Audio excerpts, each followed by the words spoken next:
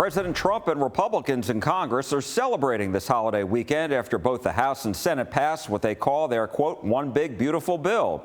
The president signed it at the White House. All Texas Republicans voted for it. The bill includes $4.5 trillion in tax cuts, which extends and makes permanent the existing tax rates and brackets. New provisions include no tax on tips and overtime, which are capped and temporary. There's also a $930 billion cut over a decade to the growth of Medicaid. The Congressional Budget Office, or CBO, estimates nearly 12 million recipients will lose Medicaid coverage by 2034 because of new work requirements. The bill also spends $350 billion for border security and national security. The legislation includes $13.5 billion, so states like Texas can be reimbursed for their border security efforts. The CBO estimates deficits will rise by nearly $3.3 trillion over the next 10 years, but Republicans dispute that. I spoke with Congressman Keith Self of McKinney, who was among the Republicans who held up the vote for hours because of his concerns. I asked him about that Thursday, right after he voted for the bill. I did because, look, there was the option of trying to send it back to the Senate. We went through every permutation with the Senate, looking at every single senator to see if there was any change. There was no option. So we went outside to find ways, because there's plenty of ways to save money and improve policy throughout the federal government. So last night we sent a list of requests to the White House, to the administration. And about 1 o'clock last night, we started the negotiations. 2 o'clock, they were done. I changed my vote from no to yes on the rule, and which freed up the bill to come to the floor. And today I voted yes, because we had to find some way to improve the fiscal situation and hopefully policy, but that's why. There was simply no way to get it back through the Senate.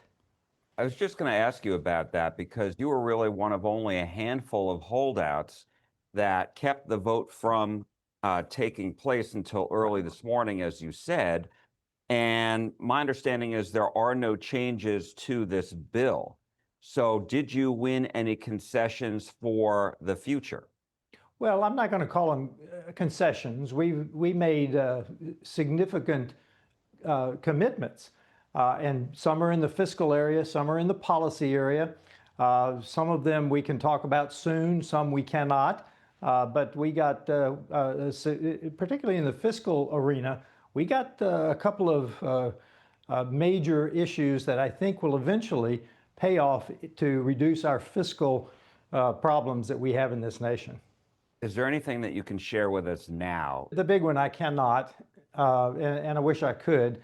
With regards to cuts to Medicaid, I was reading that nearly 12 million people may lose their coverage, according to the Congressional Budget Office.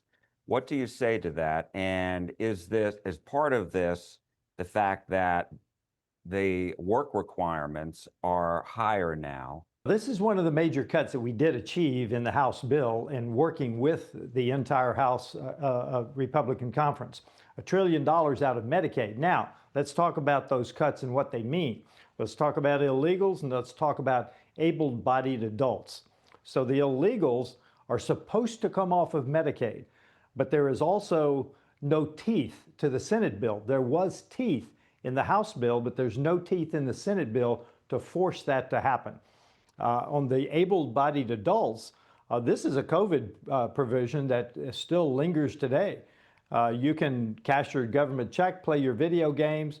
You should be in the economy working, contributing to the economy. Do you think that Democrats are going to actually make some gains because of this bill? I understand that you and other Republicans are quite pleased, the president, but Democrats, on the other hand, are not, and they think that they have an opportunity here in next year's elections. Well, frankly, now that the border is not nearly as much of an issue, the economy will be the issue, I believe. It normally is on most elections. So the results of this big, beautiful bill, if it happens fast, remember that's the mistake they made in 2017. They didn't pass it till December. There was not enough time to impact the midterm elections. This time, we've passed it to the president's desk by 4 July, 6 months earlier. So now we hope that the impact of the big, beautiful bill in every aspect has more time to take effect, and people will be feeling better about themselves, their pocketbook, their jobs, and generally America as a whole. Democrats on Capitol Hill call the legislation, quote, one ugly bill. Members of Congress from North Texas and around the state held a virtual news conference last week. The reason that we're fighting against this isn't because it's been proposed by Republicans, but because it's going to bring harm not only to our constituents, but frankly, a lot of that harm is going to be directly directed to their own constituents. Republicans are putting the needs of Trump in front of their own constituents.